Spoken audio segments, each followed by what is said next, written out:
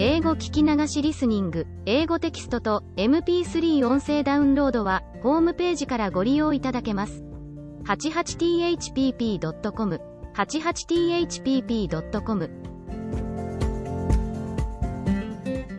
Chapter 19 Of the shrewd discourse which Sancho held with his master, and of the adventure that befell him with a dead body, together with other notable occurrences. It seems to me, Señor, that all these mishaps that have befallen us of late have been without any doubt a punishment for the offense committed by your worship against the order of chivalry in not keeping the oath you made not to eat bread off a tablecloth or embrace the queen, and all the rest of it that your worship swore to observe until you had taken that helmet of Malandrinos, or whatever the more is called, for I do not very well remember.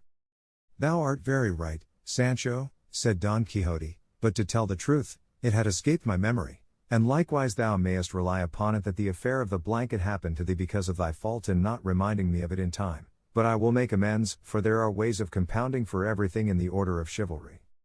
Why? Have I taken an oath of some sort, then? Said Sancho. It makes no matter that thou hast not taken an oath, said Don Quixote, suffice it that I see thou art not quite clear of complicity, and whether or no, it will not be ill done to provide ourselves with a remedy. In that case, said Sancho, mind that your worship does not forget this as you did the oath. Perhaps the phantoms may take it into their heads to amuse themselves once more with me, or even with your worship if they see you so obstinate.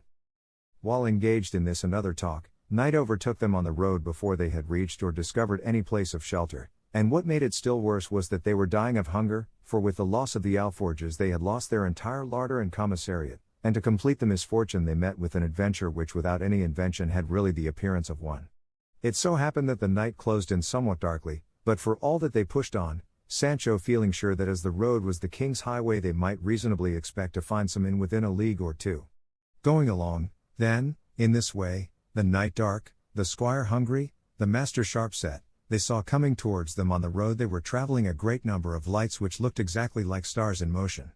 Sancho was taken aback at the sight of them, nor did Don Quixote altogether relish them. The one pulled up his ass by the halter, the other his hack by the bridle, and they stood still, watching anxiously to see what all this would turn out to be, and found that the lights were approaching them, and the nearer they came the greater they seemed, at which spectacle Sancho began to shake like a man dosed with mercury, and Don Quixote's hair stood on end. He, however, plucking up spirit a little, said, "This, no doubt, Sancho, will be a most mighty and perilous adventure, in which it will be needful for me to put forth all my valor and resolution." "Unlucky me," answered Sancho, "if this adventure happens to be one of phantoms, as I am beginning to think it is, where shall I find the ribs to bear it?" "Be they phantoms ever so much," said Don Quixote, "I will not permit them to touch a thread of thy garments, for if they played tricks with thee the time before, it was because I was unable to leap the walls of the yard, but now we are on a wide plain, where I shall be able to wield my sword as I please." "And if they enchant and cripple you as they did the last time," said Sancho, "what difference will it make being on the open plain or not?" "For all that," replied Don Quixote, "I entreat thee, Sancho, to keep a good heart, for experience will tell thee what mine is." "I will, please God," answered Sancho, and the two retiring to one side of the road set themselves to observe closely what all these moving lights might be, and very soon afterwards they made out some 20 encamisados, all on horseback, with lighted torches in their hands, the awe-inspiring aspect of whom completely extinguished the courage of Sancho, who began to chatter with his teeth like one in the cold fit of an ague. And his heart sank and his teeth chattered still more when they perceived distinctly that behind them there came a litter covered over with black and followed by 6 more mounted figures in mourning down to the very feet of their mules, for they could perceive plainly they were not horses by the easy pace at which they went. And as the encamisados came along they muttered to themselves in a low plaintive tone. This strange spectacle at such an hour and in such a solitary place was quite enough to strike terror into Sancho's heart, and even into his master's, and, save in Don Quixote's case, did so, for all Sancho's resolution had now broken down. It was just the opposite with his master, whose imagination immediately conjured up all this to him vividly as one of the adventures of his books. He took it into his head that the litter was a bier on which was borne some sorely wounded or slain knight, to avenge whom was a task reserved for him alone, and without any further reasoning he laid his lance in rest, fixed himself firmly in his saddle, and with gallant spirit and bearing took up his position in the middle of the road where the encamisados must of necessity pass, and as soon as he saw them near at hand he raised his voice and said, "Halt, knights, or whosoever ye may be, and render me account of who ye are, whence ye come, where ye go, what it is ye carry upon that bier, for, to judge by appearances, either ye have done some wrong or some wrong has been done to you, and it is fitting and necessary that I should know, either that I may chastise you for the evil ye have done, or else that I may avenge you for the injury that has been inflicted upon you. We are in haste, answered one of the encamisados, and the inn is far off, and we cannot stop to render you such an account as you demand, and spurring his mule he moved on. Don Quixote was mightily provoked by this answer, and seizing the mule by the bridle he said, Halt, and be more mannerly, and render an account of what I have asked of you, else, take my defiance to combat, all of you. The mule was shy, and was so frightened at her bridle being seized that rearing up she flung her rider to the ground over her haunches. An attendant who was on foot, seeing the encamisado fall, began to abuse Don Quixote, who now moved to anger, without any more ado, laying his lance in rest charged one of the men in mourning and brought him badly wounded to the ground, and as he wheeled round upon the others the agility with which he attacked and routed them was a sight to see, for it seemed just as if wings had that instant grown upon Rocinante, so lightly and proudly did he bear himself. The encamisados were all timid folk and unarmed, so they speedily made their escape from the fray and set off at a run across the plain with their lighted torches, looking exactly like maskers running on some gala or festival night.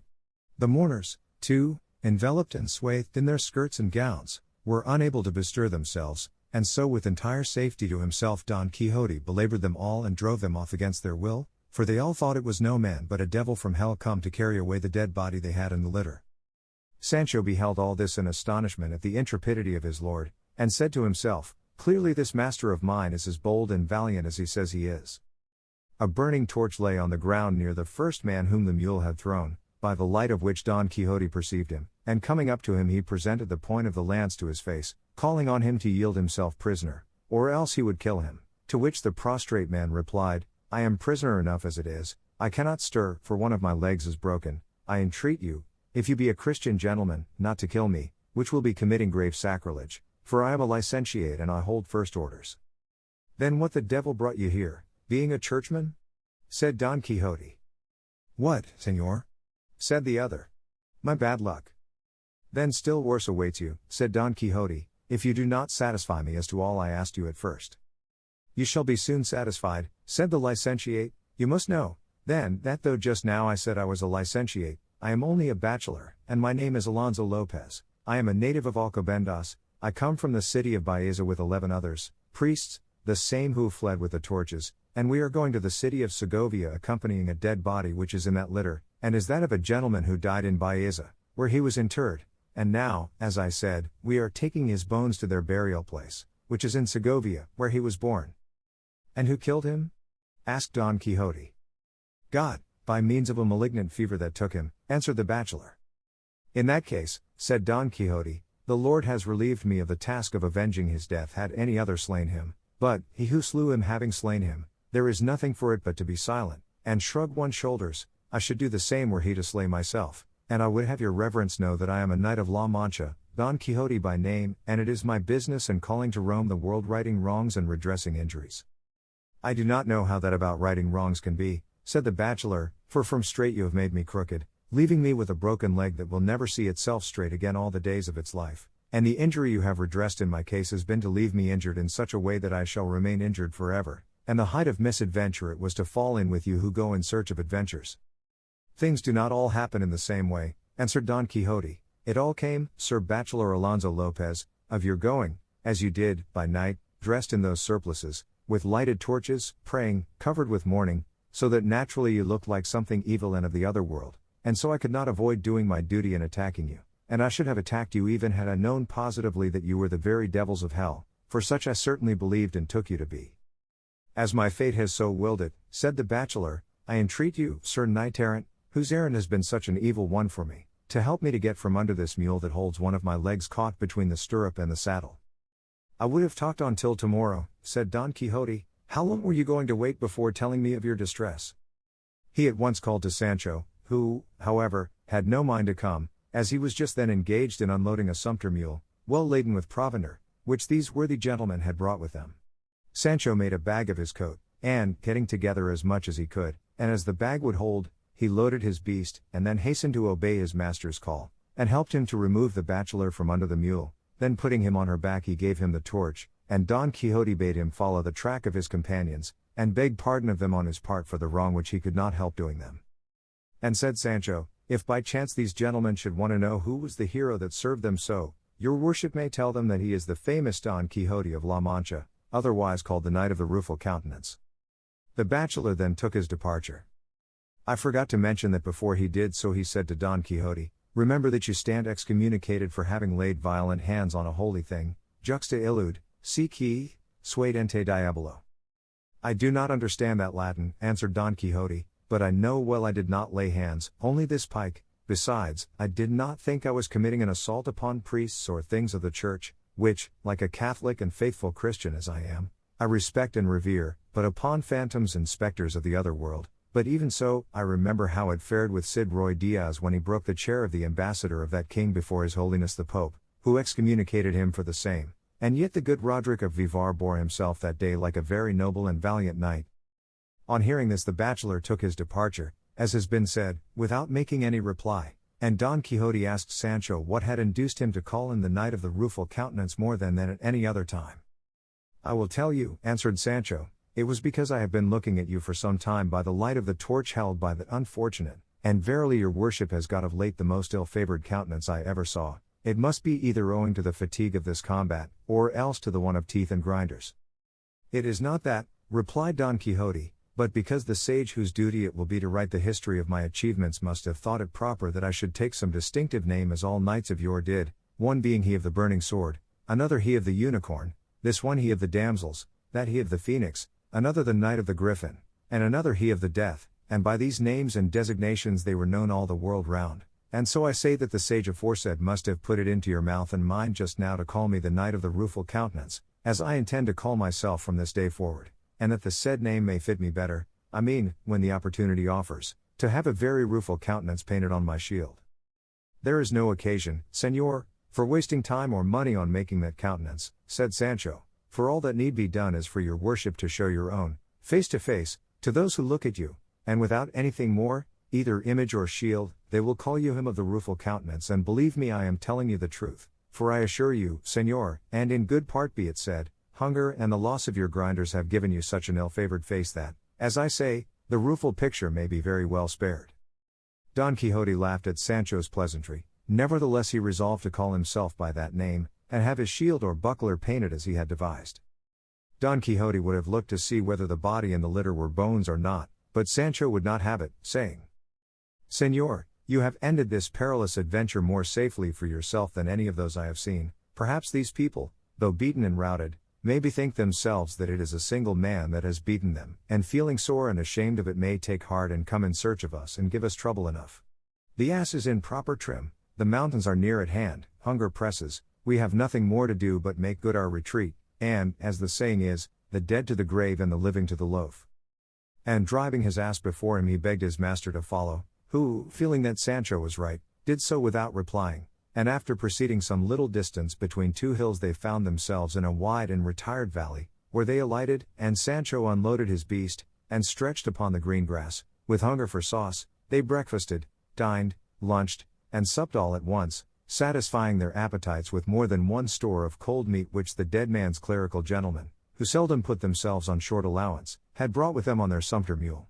But another piece of ill luck befell them, which Sancho held the worst of all, and that was that they had no wine to drink, nor even water to moisten their lips, and as thirst tormented them, Sancho, observing that the meadow where they were was full of green and tender grass, said what will be told in the following chapter. Chapter 20. Of the unexampled and unheard of adventure which was achieved by the valiant Don Quixote of La Mancha with less peril than any ever achieved by any famous knight in the world. It cannot be, Señor, but that this grass is a proof that there must be hard by some spring or brook to give it moisture, so it would be well to move a little farther on, that we may find some place where we may quench this terrible thirst that plagues us, which beyond a doubt is more distressing than hunger. The advice seemed good to Don Quixote, and, he leading Rocinante by the bridle and Sancho the ass by the halter, after he had packed away upon him the remains of the supper, they advanced the meadow feeling their way, for the darkness of the night made it impossible to see anything, but they had not gone 200 paces when a loud noise of water, as if falling from great rocks, struck their ears. The sound cheered them greatly, but halting to make out by listening from what quarter it came they heard unseasonably another noise which spoiled the satisfaction the sound of the water gave them, especially for Sancho, who was by nature timid and faint-hearted. They heard, I say, strokes falling with a measured beat, and a certain rattling of iron and chains that, together with the furious din of the water, would have struck terror into any heart but Don Quixote's. The night was, as has been said, dark, and they had happened to reach a spot in among some tall trees, whose leaves stirred by a gentle breeze made a low ominous sound, so that, what with the solitude, the place, the darkness, the noise of the water, and the rustling of the leaves, everything inspired awe and dread, more especially as they perceived that the strokes did not cease, nor the wind lull, nor morning approach, to all which might be added their ignorance as to where they were.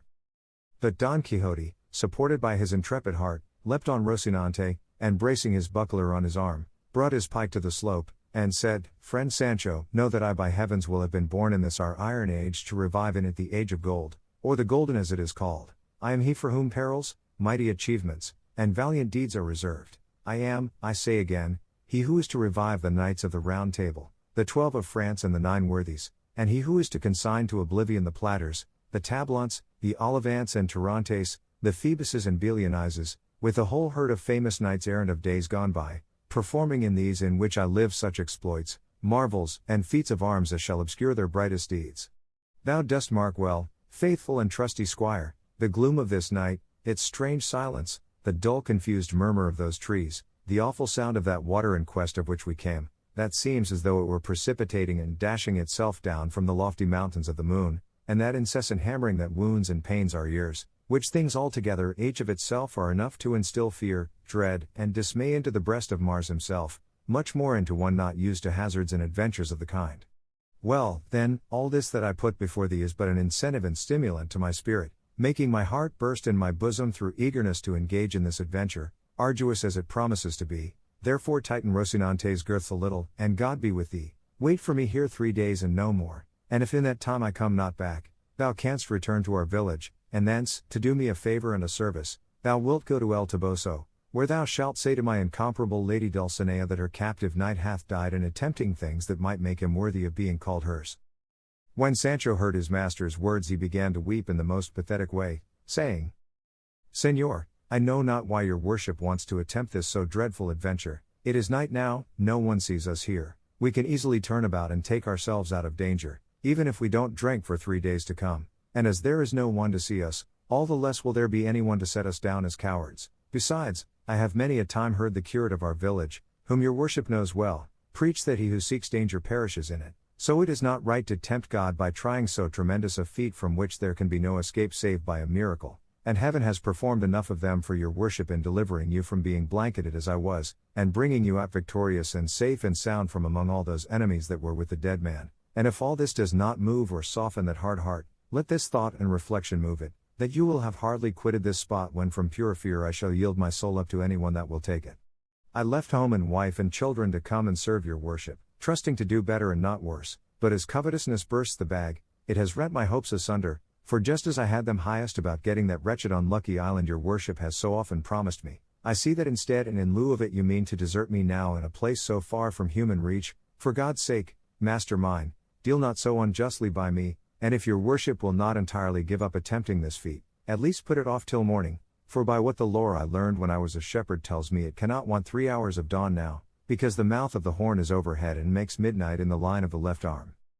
How canst thou see, Sancho, said Don Quixote, where it makes that line, or where this mouth or this occiput is that thou talkest of, when the night is so dark that there is not a star to be seen in the whole heaven? That's true, said Sancho, but fear has sharp eyes, and sees things underground, much more above in heavens. Besides, there is good reason to show that it now wants but little of day. Let it want what it may, replied Don Quixote, it shall not be said of me now or any time that tears or entreaties turned me aside from doing what was in accordance with knightly usage, and so I beg of thee, Sancho, to hold thy peace, for God, who has put it into my heart to undertake now this so unexampled and terrible adventure, will take care to watch over my safety and console thy sorrow. What thou hast to do is to tighten Rocinante's girths well, and wait here, for I shall come back shortly, alive or dead. Sancho, perceiving it his master's final resolve, and how little his tears, counsels, and entreaties prevailed with him, determined to have recourse to his own ingenuity and compel him, if he could, to wait till daylight, and so, while tightening the girths of the horse, he quietly and without being felt, with his ass halter tied both Rocinante's legs, so that when Don Quixote strove to go he was unable as the horse could only move by jumps. Seeing the success of his trick, Sancho Panza said, "See there, Señor. Heaven, moved by my tears and prayers, has so ordered it that Rocinante cannot stir, and if you will be obstinate, and spur and strike him, you will only provoke fortune and kick, as they say, against the pricks." Don Quixote at this grew desperate, but the more he drove his heels into the horse, the less he stirred him, and not having any suspicion of the tying, he was fain to resign himself and wait till daybreak or until Rocinante could move, firmly persuaded that all this came of something other than Sancho's ingenuity. So he said to him, "As it is so, Sancho, and as Rocinante cannot move, I am content to wait till dawn smiles upon us, even though I weep while it delays its coming." "There is no need to weep," answered Sancho, "for I will amuse your worship by telling stories from this till daylight, unless indeed you like to dismount and lie down to sleep a little on the green grass after the fashion of knights errant, so as to be fresher when day comes and the moment arrives for attempting this extraordinary adventure you are looking forward to." "What art thou talking about dismounting or sleeping for?" said Don Quixote. "Am I, thinkest thou, one of those knights that take their rest in the presence of danger? Sleep thou who art born to sleep, or do as thou wilt, for I will act as I think most consistent with my character." "Be not angry, master mine," replied Sancho, "I did not mean to say that," and coming close to him he laid one hand on the pommel of the saddle and the other on the cantle so that he held his master's left thigh in his embrace, not daring to separate a finger's width from him, so much afraid was he of the strokes which still resounded with a regular beat. Don Quixote bade him tell some story to amuse him as he had proposed, to which Sancho replied that he would if his dread of what he heard would let him. "Still," said he, "I will strive to tell a story which, if I can manage to relate it, and nobody interferes with the telling, is the best of stories, and let your worship give me your attention, for here I begin. What was,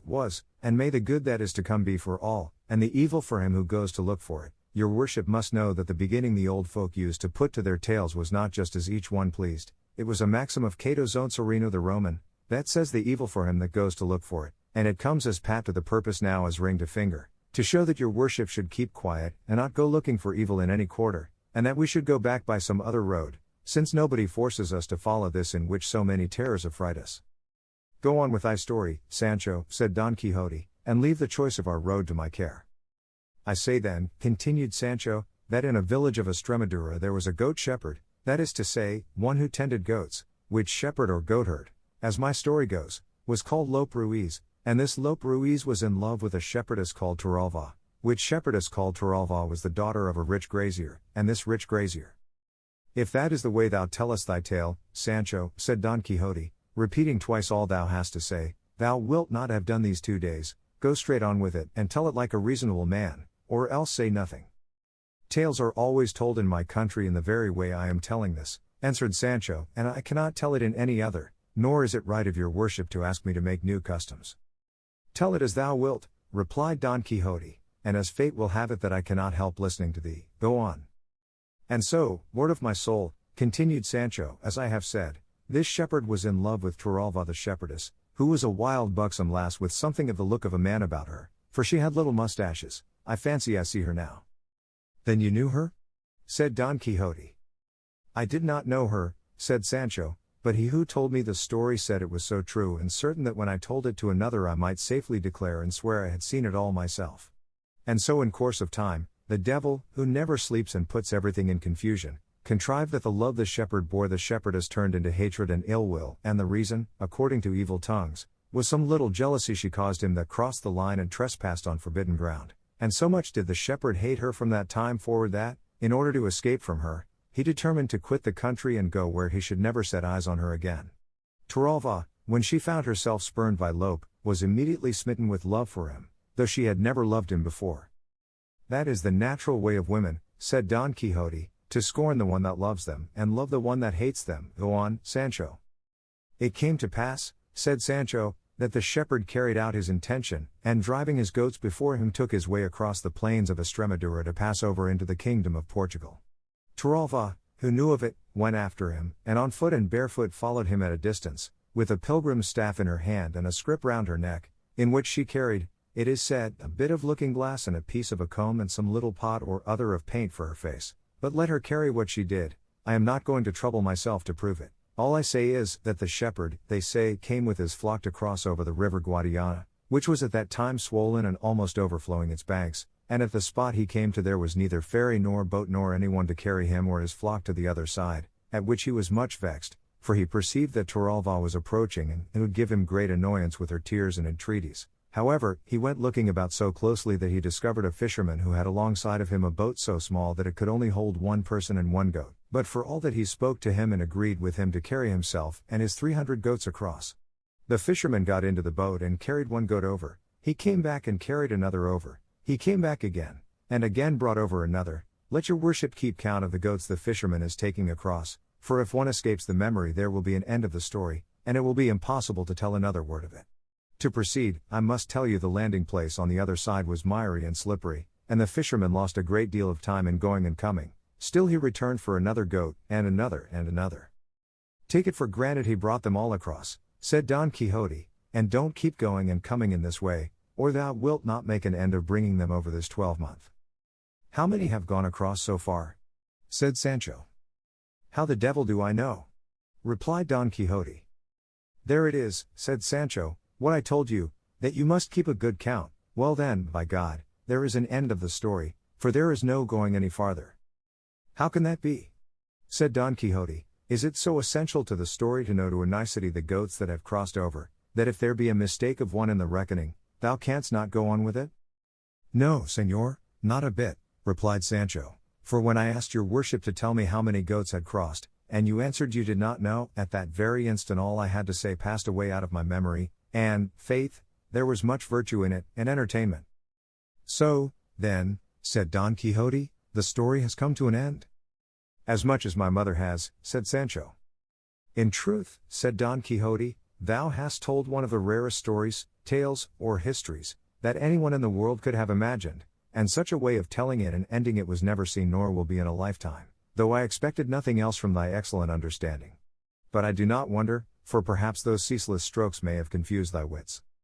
All that may be, replied Sancho, but I know that as to my story, all that can be said is that it ends there where the mistake in the count of the passage of the goats begins. Let it end where it will, well and good, said Don Quixote, and let us see if Rocinante can go. And again he spurred him, and again Rocinante made jumps and remained where he was, so well tied was he. Just then, whether it was the cold of the morning that was now approaching, or that he had eaten something laxative at supper, or that it was only natural, as is most likely, Sancho felt a desire to do what no one could do for him. But so great was the fear that had penetrated his heart, he dared not separate himself from his master by as much as the black of his nail. To escape doing what he wanted was, however, also impossible. So what he did for peace's sake was to remove his right hand, which held the back of the saddle, and with it to untie gently and silently the running string which alone held up his breeches, so that on loosening it they at once fell down round his feet like fetters. He then raised his shirt as well as he could and bared his hindquarters, no slim ones. But, this accomplished, which he fancied was all he had to do to get out of this terrible strait and embarrassment, another still greater difficulty presented itself, for it seemed to him impossible to relieve himself without making some noise, and he ground his teeth and squeezed his shoulders together, holding his breath as much as he could, but in spite of his precautions he was unlucky enough after all to make a little noise, very different from that which was causing him so much fear. Don Quixote, hearing it, said, "What noise is that, Sancho?" "I don't know, señor," said he, "it must be something new, for adventures and misadventures never begin with a trifle." Once more he tried his luck, and succeeded so well, that without any further noise or disturbance he found himself relieved of the burden that had given him so much discomfort. But as Don Quixote's sense of smell was as acute as his hearing, and as Sancho was so closely linked with him that the fumes rose almost in a straight line, it could not be but that some should reach his nose, and as soon as they did he came to its relief by compressing it between his fingers, saying in a rather snuffing tone, "Sancho, it strikes me thou art in great fear." "I am," answered Sancho, "but how does your worship perceive it now more than ever?" "Because just now thou smellest stronger than ever, and not of ambergris," answered Don Quixote. "Very likely," said Sancho, "but that's not my fault, but your worship's, for leading me about at unseasonable hours and at such unwonted paces." "Then go back 3 or 4, my friend," said Don Quixote, all the time with his fingers to his nose, "and for the future pay more attention to thy person and to what thou owest to mine, for it is my great familiarity with thee that has bred this contempt." "I'll bet," replied Sancho, "that your worship thinks I have done something I ought not with my person." "It makes it worse to stir it, friend Sancho," returned Don Quixote. With this and other talk of the same sort master and man passed the night, till Sancho, perceiving that daybreak was coming on apace, very cautiously untied Rocinante and tied up his breeches. As soon as Rocinante found himself free, though by nature he was not at all meddlesome, he seemed to feel lively and began pawing, for as to capering, begging his pardon, he knew not what it meant. Don Quixote, then, observing that Rocinante could move, took it as a good sign and a signal that he should attempt the dread adventure. By this time day had fully broken and everything showed distinctly, and Don Quixote saw that he was among some tall trees, chestnuts, which cast a very deep shade. He perceived likewise that the sound of the strokes did not cease, but could not discover what caused it, and so without any further delay he let Rocinante feel the spur, and once more taking leave of Sancho, he told him to wait for him there 3 days at most, as he had said before, and if he should not have returned by that time, he might feel sure it had been God's will that he should end his days in that perilous adventure. He again repeated the message and commission with which he was to go on his behalf to his lady Dulcinea, and said he was not to be uneasy as to the payment of his services, for before leaving home he had made his will, in which he would find himself fully recompensed in the matter of wages in due proportion to the time he had served, but if God delivered him safe, sound, and unhurt out of that danger, he might look upon the promised island as much more than certain. Sancho began to weep afresh on again hearing the affecting words of his good master, and resolved to stay with him until the final issue and end of the business. From these tears and this honorable resolve of Sancho Panza, the author of this history infers that he must have been of good birth and at least an old Christian, and the feeling he displayed touched his but not so much as to make him show any weakness. On the contrary, hiding what he felt as well as he could, he began to move towards that quarter whence the sound of the water and end of the strokes seemed to come. Sancho followed him on foot, leading by the halter, as his custom was, his ass, his constant comrade in prosperity or adversity, and advancing some distance through the shady chestnut trees they came upon a little meadow at the foot of some high rocks, down which a mighty rush of water flung itself.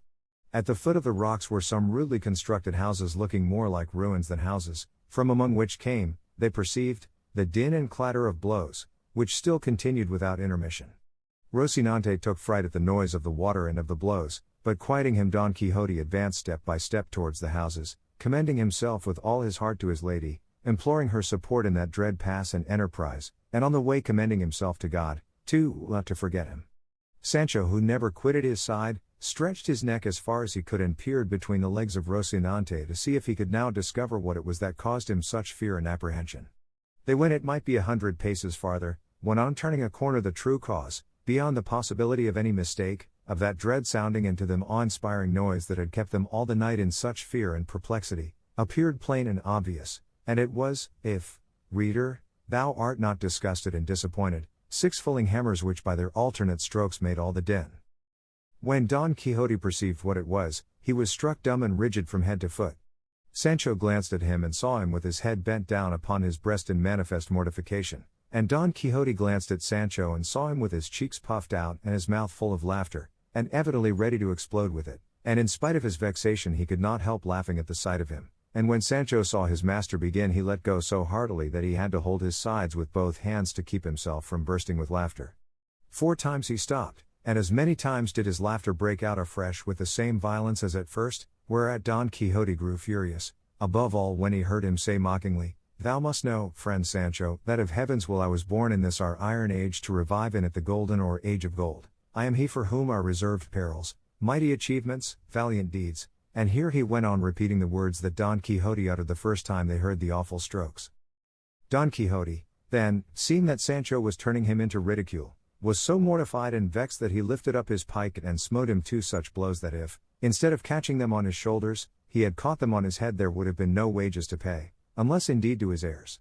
Sancho, seeing that he was getting an awkward return in earnest for his jest, and fearing his master might carry it still further, said to him very humbly, "Come yourself, sir, for by God I am only joking."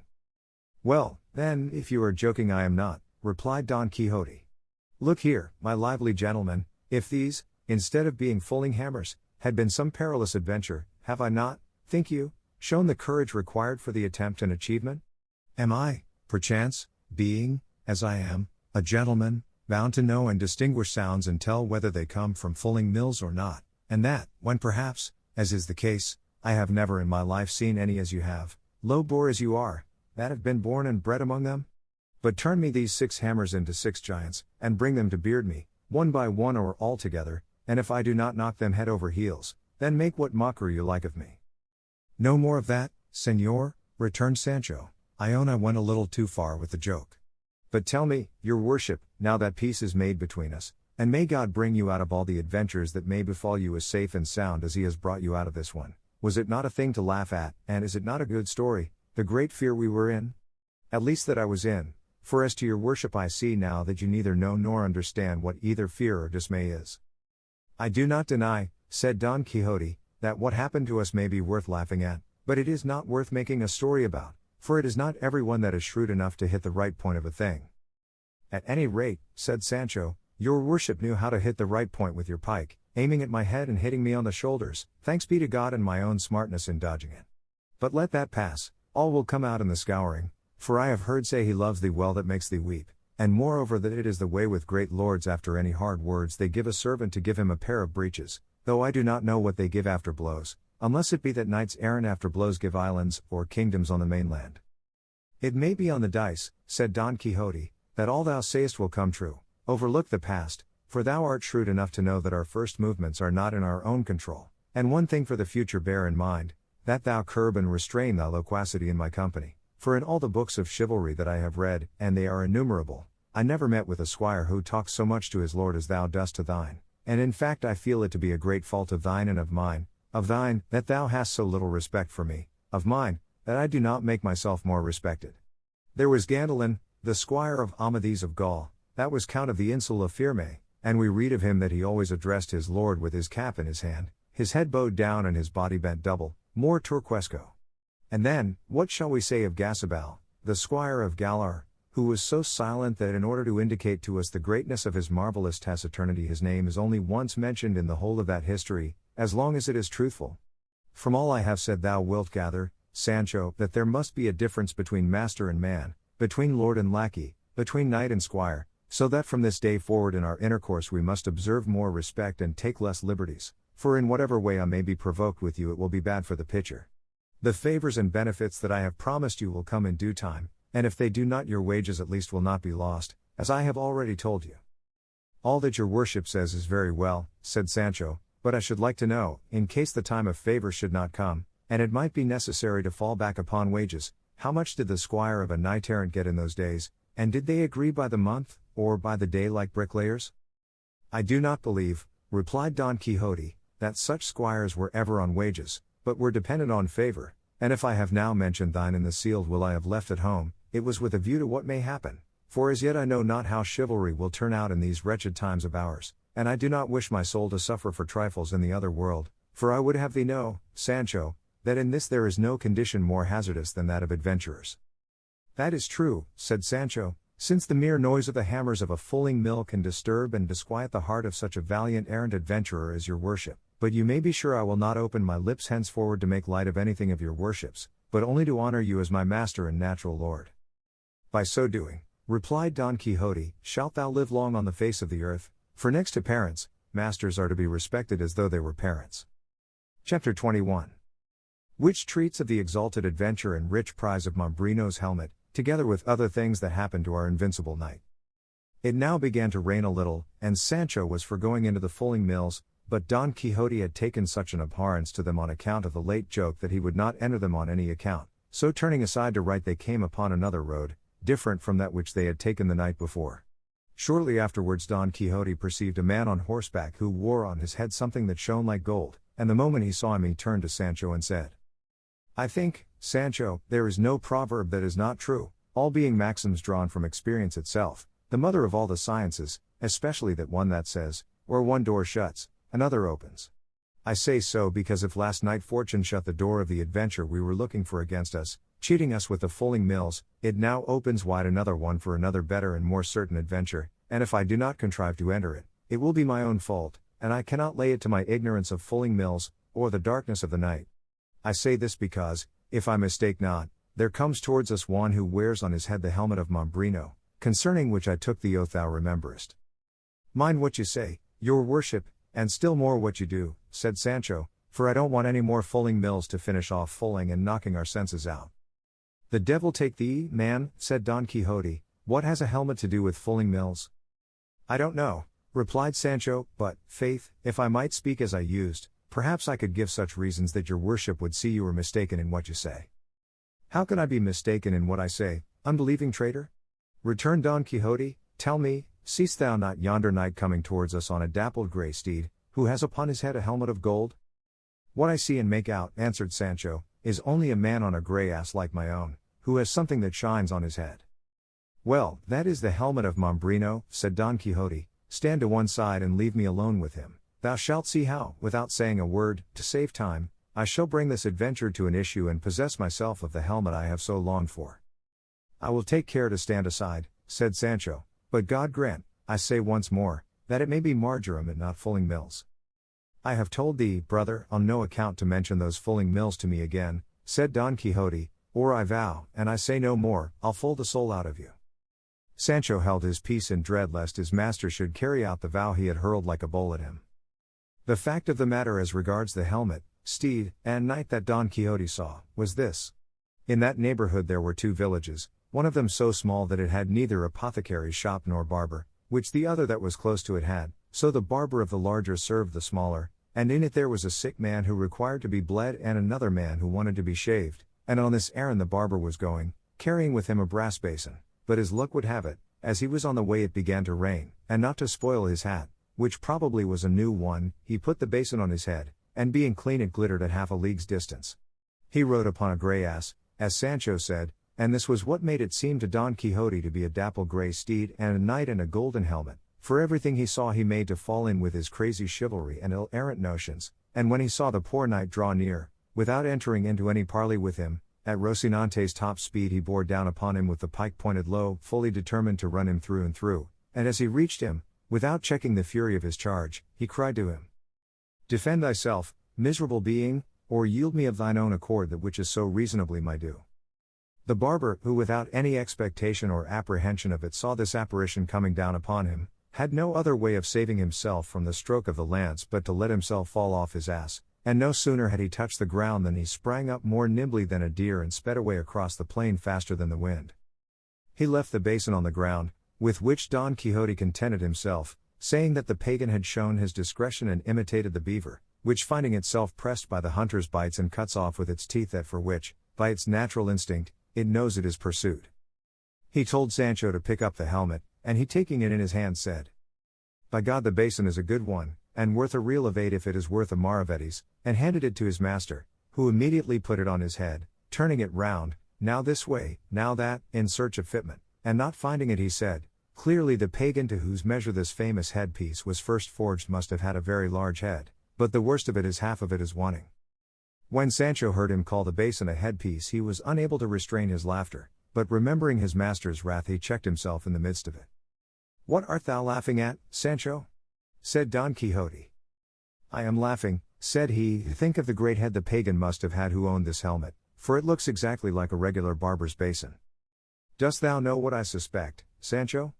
Said Don Quixote, that this wonderful piece of this enchanted helmet must by some strange accident have come into the hands of some one who was unable to recognize or realize its value, and who, not knowing what he did, and seeing it to be of the purest gold, must have melted down one half for the sake of what it might be worth, and of the other made this which is like a barber's basin as thou sayest, but be it as it may, to me who recognize it, its transformation makes no difference, for I will set it to rights at the first village where there is a blacksmith, and in such style that that helmet the god of smithies forged for the god of battles shall not surpass it or even come up to it, and in the meantime I will wear it as well as I can, for something is better than nothing, all the more as it will be quite enough to protect me from any chance blow of a stone. That is, said Sancho, if it is not shot with a sling as they were in the battle of the two armies, when they signed the cross on your worship's grinders and smashed the flask with that blessed draught that made me vomit my bowels up. It does not grieve me much to have lost it, said Don Quixote, for thou knowest, Sancho, that I have the receipt in my memory. So have I, answered Sancho, but if ever I make it, or try it again as long as I live, may this be my last hour. Moreover, I have no intention of putting myself in the way of wanting it, for I mean, with all my 5 senses, to keep myself from being wounded or from wounding anyone. As to being blanketed again I say nothing, for it is hard to prevent mishaps of that sort, and if they come there is nothing for it but to squeeze our shoulders together, hold our breath, shut our eyes, and let ourselves go where luck and the blanket may send us. Thou art a bad Christian, Sancho, said Don Quixote on hearing this, for once an injury has been done thee thou never forgettest it, but know that it is the part of noble and generous hearts not to attach importance to trifles. What lame leg hast thou got by it, what broken rib, what cracked head, that thou canst not forget that jest? For jest and sport it was, properly regarded, and had I not seen it in that light I would have returned and done more mischief in revenging thee than the Greeks did for the rape of Helen, who, if she were alive now, or if my Dulcinea had lived then, might depend upon it she would not be so famous for her beauty as she is. And here he heaved a sigh and sent it aloft, and said, Sancho, let it pass for a jest as it cannot be revenged in earnest, but I know what sort of jest and earnest it was, and I know it will never be rubbed out of my memory any more than off my shoulders. But putting that aside, will your worship tell me what are we to do with this dapple grey steed that looks like a grey ass, which that Martino that your worship overthrew has left deserted here? For, from the way he took to his heels and bolted, he is not likely ever to come back for it, and by my beard but the grey is a good one. I have never been in the habit, said Don Quixote, of taking spoil of those whom I vanquish, nor is it the practice of chivalry to take away their horses and leave them to go on foot, unless indeed it be that the victor have lost his own in the combat, in which case it is lawful to take that of the vanquished as a thing won in lawful war. Therefore, Sancho, leave this horse, or ass, or whatever thou wilt have it to be, for when its owner sees us gone hence he will come back for it. God knows I should like to take it, returned Sancho, or at least to change it for my own, which does not seem to me as good a one. Verily the laws of chivalry are strict, since they cannot be stretched to let one ass be changed for another. I should like to know if I might at least change trappings. On that head I am not quite certain, answered Don Quixote, and the matter being doubtful, pending better information, I say thou mayest change them, if so be thou hast urgent need of them. So urgent is it, answered Sancho, that if they were for my own person I could not want them more, and forthwith, fortified by this license, he effected the mutatio caparum, rigging out his beast to the 99s and making quite another thing of it. This done, they broke their fast on the remains of the spoils of war plundered from the sumpter mule, and drank of the brook that flowed from the fulling mills, without casting a look in that direction. In such loathing did they hold them for the alarm they had caused them, and, all anger and gloom removed, they mounted and, without taking any fixed road, not to fix upon any being the proper thing for true knights-errant, they set out, guided by Rocinante's will, which carried along with it that of his master, not to say that of the ass, which always followed him wherever he led, lovingly and sociably. Nevertheless they returned to the high road, and pursued it at a venture without any other aim. As they went along, then, in this way Sancho said to his master, Señor, would your worship give me leave to speak a little to you?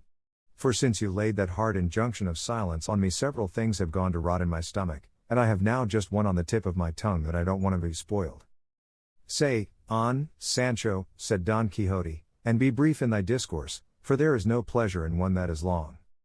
Well then, Señor, returned Sancho, I say that for some days past I have been considering how little is got or gained by going in search of these adventures that your worship seeks in these wilds and crossroads, where, even if the most perilous are victoriously achieved, there is no one to see or know of them, and so they must be left untold forever, to the loss of your worship's object and the credit they deserve. Therefore it seems to me it would be better, saving your worship's better judgment, if we were to go and serve some emperor or other great prince who may have some war on hand, in whose service your worship may prove the worth of your person, your great might, and greater understanding, on perceiving which the Lord in whose service we may be will perforce have to reward us, each according to his merits, and there you will not be at a loss for someone to set down your achievements in writing so as to preserve their memory forever.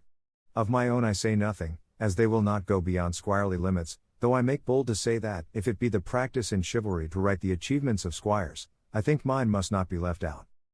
Thou speakest not amiss, Sancho, answered Don Quixote, but before that point is reached it is requisite to roam the world, as it were on probation, seeking adventures, in order that, by achieving some, name and fame may be acquired, such that when he betakes himself to the court of some great monarch the knight may be already known by his deeds, and that the boys, the instant they see him enter the gate of the city, may all follow him and surround him, crying, This is the Knight of the Sun or the Serpent, or any other title under which he may have achieved great deeds.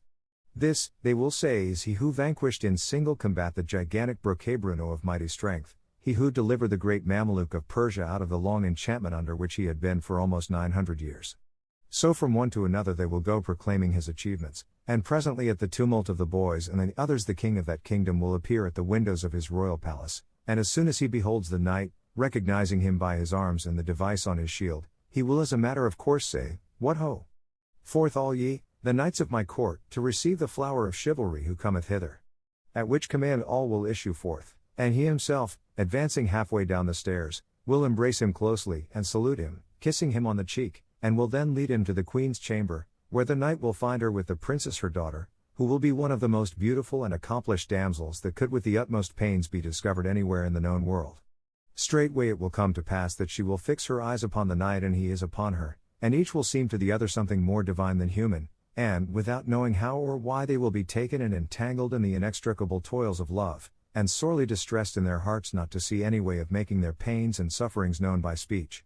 Thence they will lead him, no doubt, to some richly adorned chamber of the palace, where, having removed his armor, they will bring him a rich mantle of scarlet wherewith to robe himself, and if he looked noble in his armor he will look still more so in a doublet. When night comes he will sup with the king, queen, and princess, and all the time he will never take his eyes off her, stealing stealthy glances, unnoticed by those present, and she will do the same, and with equal cautiousness, being, as I have said, a damsel of great discretion. The tables being removed, suddenly through the door of the hall there will enter a hideous and diminutive dwarf followed by a fair dame, between two giants, who comes with a certain adventure, the work of an ancient sage, and he who shall achieve it shall be deemed the best knight in the world. The king will then command all those present to essay it, and none will bring it to an end and conclusion save the stranger knight, to the great enhancement of his fame, whereat the princess will be overjoyed and will esteem herself happy and fortunate in having fixed and placed her thoughts so high. And the best of it is that this king, or prince, or whatever he is engaged in a very bitter war with another as powerful as himself, and the stranger knight, after having been some days at his court, requests leave from him to go and serve him in the said war. The king will grant it very readily, and the knight will courteously kiss his hands for the favor done to him, and that night he will take leave of his lady the princess at the grating of the chamber where she sleeps, which looks upon a garden, and at which he has already many times conversed with her, the go-between and confidant in the matter being a damsel much trusted by the princess. He will sigh, she will swoon, the damsel will fetch water, much distressed because morning approaches, and for the honor of her lady he would not that they were discovered. At last the princess will come to herself and will present her white hands through the grating to the knight, who will kiss them 1,000 times, bathing them with his tears. It will be arranged between them how they are to inform each other of their good or evil fortunes, and the princess will entreat him to make his absence as short as possible, which he will promise to do with many oaths. Once more he kisses her hands, and takes his leave in such grief that he is well nigh ready to die. He betakes him thence to his chamber, flings himself on his bed, cannot sleep for sorrow at parting, rises early in the morning, goes to take leave of the king, queen, and princess, and, as he takes his leave of the pair, it is told him that the princess is indisposed and cannot receive a visit. The knight thinks it is from grief at his departure, his heart is pierced, and he is hardly able to keep from showing his pain. The confidant is present, observes all, goes to tell her mistress, who listens with tears and says that one of her greatest distresses is not knowing who this knight is, and whether he is of kingly lineage or not. The damsel assures her that so much courtesy, gentleness, and gallantry of bearing as her knight possesses could not exist in any save one who was royal and illustrious. Her anxiety is thus relieved, and she strives to be of good cheer lest she should excite suspicion in her parents, and at the end of 2 days she appears in public. Meanwhile the knight has taken his departure, he fights in the war, conquers the king's enemy, wins many cities, triumphs in many battles, returns to the court, sees his lady where he was wont to see her, and it is agreed that he shall demand her in marriage of her parents as the reward of his services. The king is unwilling to give her, as he knows not who he is, but nevertheless, whether carried off or in whatever other way it may be, the princess comes to be his bride, and her father comes to regard it as very good fortune, for it so happens that this knight is proved to be the son of a valiant king of some kingdom, I know not what, for I fancy it is not likely to be on the map. The father dies, the princess inherits, and in 2 words the knight becomes king. And here comes in at once the bestowal of rewards upon his squire and all who have aided him in rising to so exalted a rank.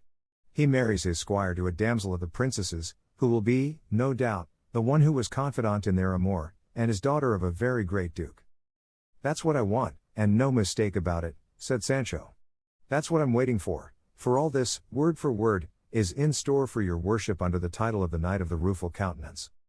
Thou needst not doubt it, Sancho, replied Don Quixote, for in the same manner, and by the same steps as I have described here, knights errant rise and have risen to be kings and emperors. All we want now is to find out what king, Christian or pagan, is at war and has a beautiful daughter, but there will be time enough to think of that, for, as I have told thee, fame must be won in other quarters before repairing to the court.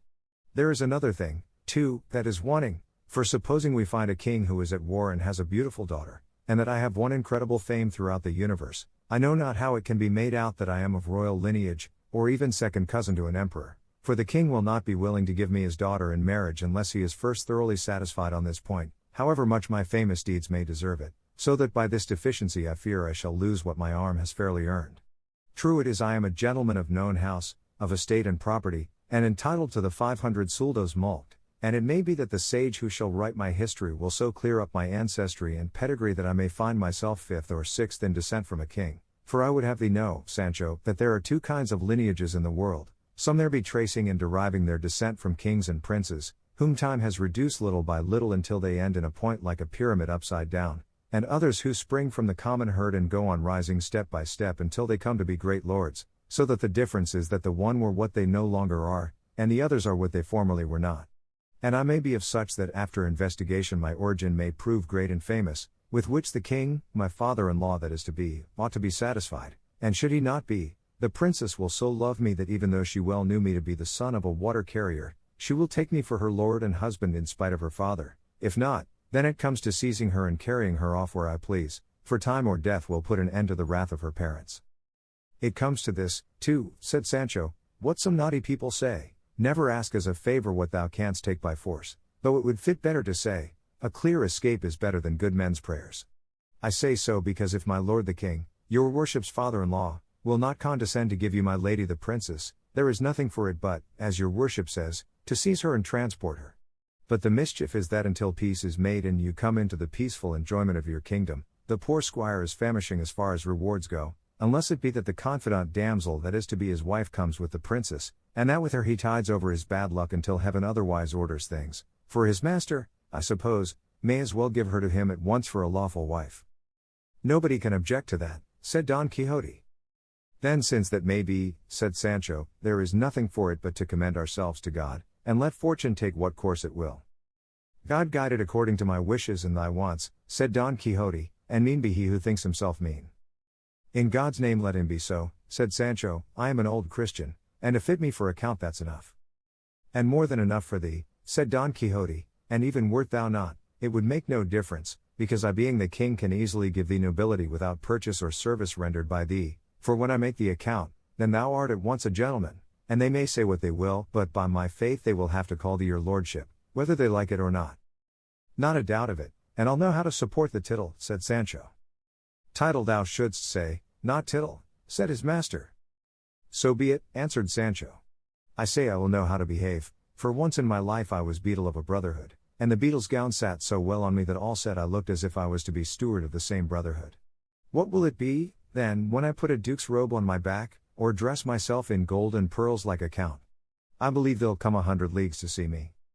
Thou wilt look well, said Don Quixote, but thou must shave thy beard often, for thou hast it so thick and rough and unkempt, that if thou dost not shave it every second day at least, they will see what thou art at the distance of a musket shot. What more will it be, said Sancho, than having a barber and keeping him at wages in the house? And even if it be necessary, I will make him go behind me like a nobleman's equerry. Why, how dost thou know that noblemen have equerries behind them? Asked Don Quixote. I will tell you, answered Sancho. Years ago I was for a month at the capital, and there I saw taking the air a very small gentleman who they said was a very great man, and a man following him on horseback in every turn he took, just as if he was his tail. I asked why this man did not join the other man, instead of always going behind him. They answered me that he was his equerry, and that it was the custom with nobles to have such persons behind them, and ever since then I know it, for I have never forgotten it. Thou art right, said Don Quixote, and in the same way thou mayest carry thy barber with thee, for customs did not come into use altogether, nor were they all invented at once, and thou mayest be the first count to have a barber to follow him, and, indeed, shaving one's beard is a greater trust than saddling one's horse. Let the barber business be my lookout, said Sancho, and your worships be it to strive to become a king, and make me a count. So it shall be, answered Don Quixote, and raising his eyes he saw what will be told in the following chapter. 物語の続きは、ホームページからお聞きいただけます。また、テキスト、MP3 ダウンロードも合わせてご利用ください。88thpp.com 88thpp.com